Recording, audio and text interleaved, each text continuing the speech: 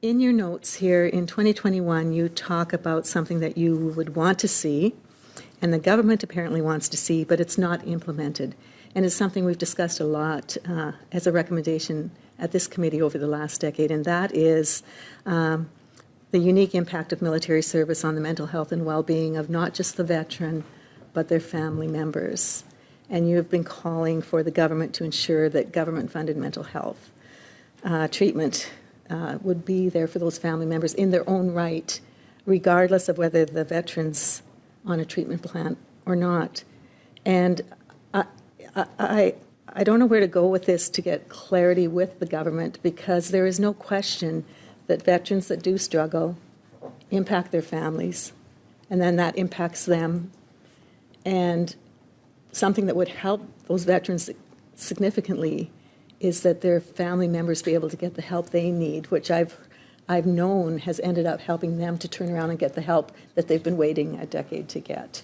So what can you say to the reasons why? What are the barriers to this actually taking place? Thank you for the question. This is one that is very near and dear to my heart. When a veteran is receiving mental health treatment that the department is paying for, if the clinician believes that the veteran's well-being will be improved, or that their progress or their healing will be improved, or if their family also had treatment, it's all focused on the veteran. And the family members, the department, I have to give them credit. They do their very best for families. If they can link it to the veterans' treatment, they do. If there is family breakdown, as soon as there's a family breakdown or a divorce or separation, the spouse and possibly the children are no longer eligible to be part of the veteran's family. If the veteran is not interested in being treated, doesn't want to have their family included, the family doesn't have that access. When the veteran dies, the family is immediately cut off. And it's truly heartbreaking to witness. This happened to me at a town hall. And the only thing I could say to this widow is that the law says that it has to be for the veteran. And this is legislation. You can't ask the department to break the law. But that is very cold comfort to a widow whose veteran has passed away. So do I have a moment yet? Good. Okay, wonderful. So you wanted to encourage VAC to explore expanding and obtaining additional authorities to minimize the financial costs around mental health treatment for family members. And this included expanding access to treatment sessions for some family members.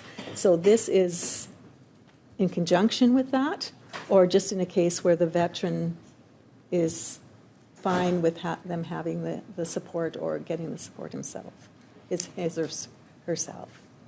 I believe this requires, I know this requires a legislative change that affords or acknowledges that the family also serves.